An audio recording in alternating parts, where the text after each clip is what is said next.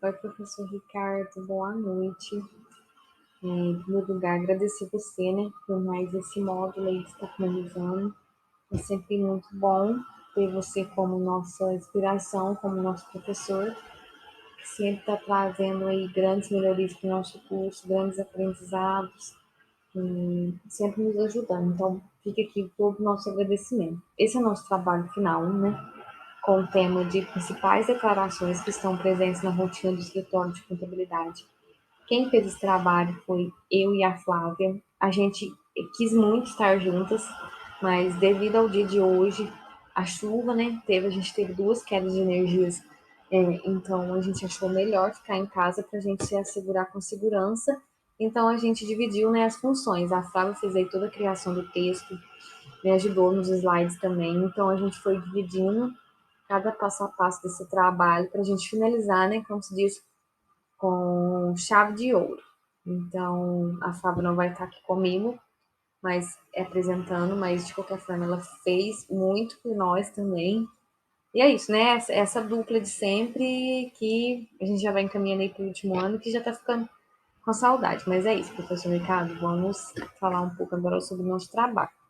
Principais declarações que estão presentes na rotina do escritório de contabilidade. Então, a gente começa falando sobre SPED, que é um sistema digital, né, para o cumprimento das obrigações acessórias transmitida pelo contribuinte ao órgão responsável do Estado.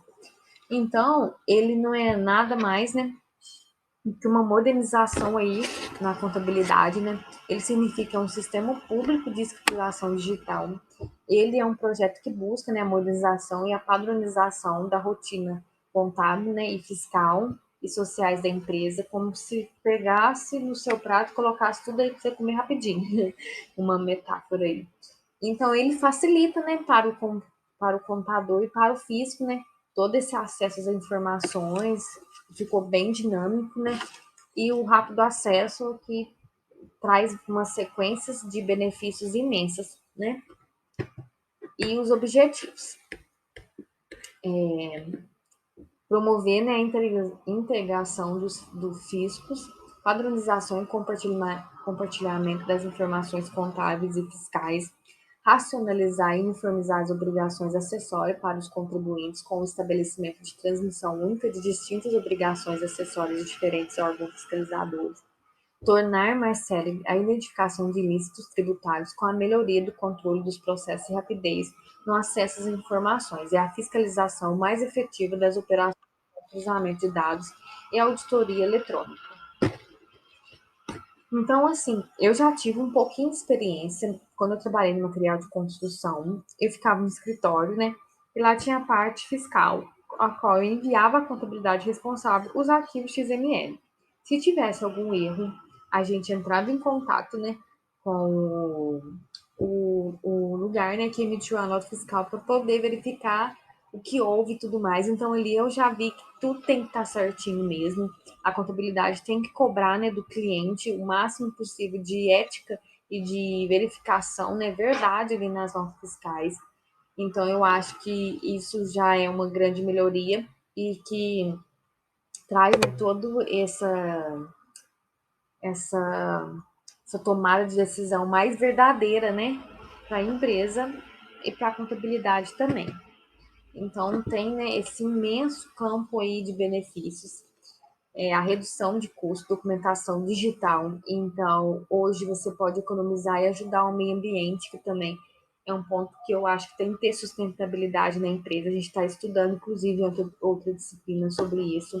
Então, é um ponto muito, um benefício muito positivo. Simplificação das obrigações acessórias, a uniformização das informações prestadas, redução do envolvimento involuntário em práticas fraudulentas, redução da necessidade de auditores fiscais nas empresas, simplificação e agilização dos procedimentos sujeitos ao controle da administração tributária, comércio exterior, regimes especiais e trânsito entre unidades da federação, intercâmbio de informações entre administrações tributárias, rapidez no acesso às informações, que é como eu falei, né? Tanto a Receita Federal quanto a Receita Estadual, eles têm esse rápido acesso a essas informações. Melhoria da qualidade da informação. A gente teve um encontro virtual que fala um pouco sobre a pesquisa contábil, né?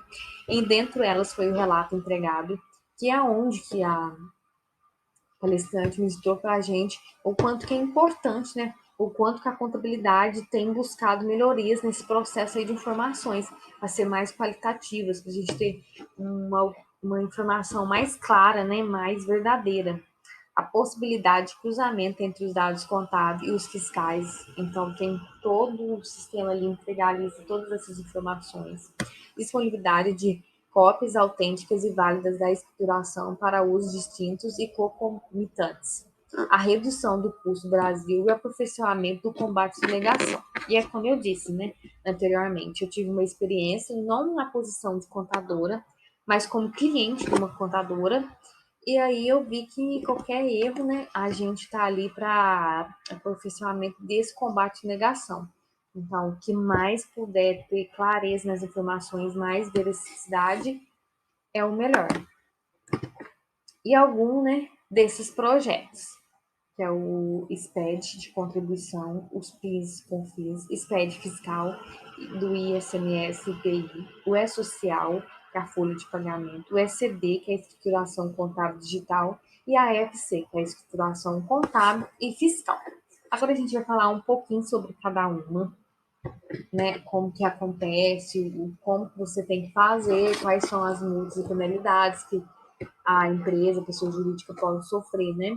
Então, a FD, contribuições, PIS e COFINS, é um regime de apuração não cumulativo ou cumulativo, baseado nos documentos e operações representativos das receitas auferidas, custos, despesas, encargos, aquisições, geradores de crédito da não cumulatividade. Ele é um arquivo único e mensal, com transmissão até o 10º dia útil do segundo mês subsequente. Então, a gente, como contador, tem sempre que manter muitos prazos, né?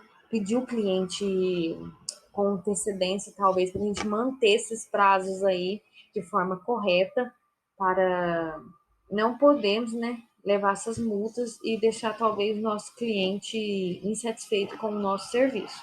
Então, a gente sempre se permitir ser organizado quanto à questão dessas datas. A partir da base de dados, né, deverá ser gerado o arquivo digital, informando todos os documentos fiscais e demais operações com repercussão no campo de incidência das contribuições sociais e dos créditos da não cumulatividade, e bem como da contribuição previdenciária sobre a receita bruta, referentes a cada período de apuração das respectivas contribuições. Este arquivo deverá ser submetido à importação e validação pelo programa validador e assinador PVA da FDB Contribuições, fornecidos na página do SPED ou da Receita Federal. Então é muito fácil esse acesso, né, para a gente contador baixar, né, e poder fazer. Informações, né? Os registros de entrada e saída, mercadoria e serviços, apuração, impostos retidos, cadastro, informações adicionais, crédito de PIS e CONFINS e operações financeiras. E aqui, né, é o atraso na entrega. O que que acontece? Quando a gente atrasa, tem todas essas passíveis penalidades, né? Então, nesse caso, é de acordo com o artigo 12 da Lei 8.218 de 1991, com redação dada pela Lei 13.670 de 2018, dispõe, né, a multa equivalente a 0,02% por dia de atraso calculada sobre a receita bruta da pessoa jurídica no período a que se refere à escrituração, limitada a 1% desta, aos quais não cumprirem um prazo estabelecido para apresentação dos registros e respectivos arquivos. Então, aqui, né, nesse slide, a gente vê com mais detalhes, né, como que acontece essa penalidade em referência a esse exercício. Agora a gente vai falar sobre FD, ICMS e IPI. Os arquivos, né, eles têm periodicidade mensal e devem apresentar informações relativas a um mês civil ou fração, ainda que as apurações dos impostos ICMS e IPI sejam efetuadas em períodos inferiores a um mês, segundo a legislação de cada imposto. Então, a gente sempre tem que verificar a legislação de cada estado envolvido. Então, se você está no Rio de Janeiro é uma, em Minas Gerais é outra, São Paulo é outra, então o contador sempre tem que observar essa dinâmica aí. Informações: registros fiscais de entrada e saída de mercadoria, transporte, serviço com ICMS, apuração dos impostos, cadastros, informações adicionais, dados de produção, estoque, inventário, crédito de ICMS, informações específicas dos setores, combustível, energia elétrica, entre outros.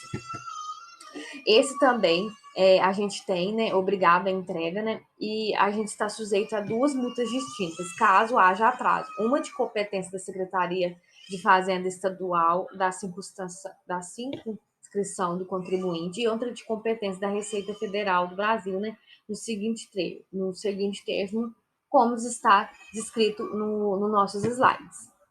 Agora a gente vai falar sobre o E-Social, que é o decreto número 8373 de 2014. Comunicação, né, entre empregadores e governo de forma unificada, com informações relativas aos trabalhadores, como vínculos, contribuição previdenciárias, folha de pagamento, comunicação de acidente de trabalho, aviso prévio, toda a estruturação fiscal e informações sobre o FGTS. Substitui o preenchimento e a entrada de formulários e declarações avulsa. Então, né, traz muita praticidade, garante direitos previdenciários e trabalhistas, racionalizada e simplifica o cumprimento de obrigações, elimina a redundância nas informações prestadas e aprimora a qualidade das informações das relações de trabalho previdenciárias e tributárias. E tem um tratamento diferenciado às micros e pequenas empresas. E a gente também, né, claro que tem as multas, então a gente sempre tem que estar atento, né, ao calendário, a gente manter essa organização. Aqui a multa é de acordo com o artigo 8, né, 57 da medida provisória, número 2.158/35, de 24 de agosto de 2001, né, tem, né, todas as informações aí. E o ECD, né, que é o SPED contábil. É a substituição da escrituração em papel pela digital, informações, livro diário, razão auxiliar, plano de conta societário e referencial, balancete mensal, balanço anual, né, DRA, DLPA, DMPL. Como a gente estudou, né, nesse período, a gente viu aí, a gente pôde calcular. Então, a gente envia um arquivo de texto com a entrega anual até o último dia útil do mês de maio do ano seguinte ao ano calendário a que se refere à escrituração. Obrigatoriedade na entrega. A empresas tributadas no lucro real e presumido. Empresas que entregam a FD, sociedades em conta de participação, fica facultada às demais pessoas jurídicas.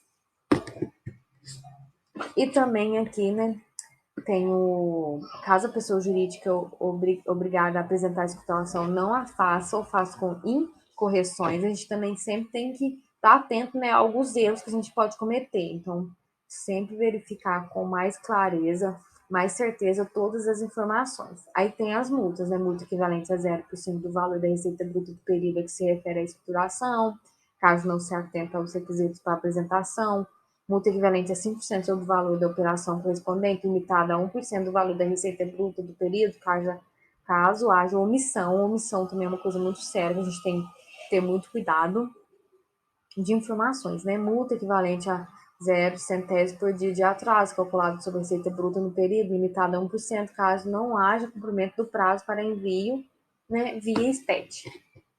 E por último, e não menos importante, é o IFC. Né? Então, as informações referentes ao lucro para gerar valores de IR e CSL, então também é muito importante. Ele é enviado com um arquivo de texto apresentado anualmente, com entrega prevista para o último dia útil do mês de julho, do ano posterior ao do período da escrituração no ambiente do Sistema Público de Escrituração Digital, né, o SPED, obrigatório a todas as empresas jurídicas, inclusive imunes e isentas, exceto optantes pelo Simples Natural, órgãos públicos, autarquias e fundações públicas e pessoas jurídicas inativas.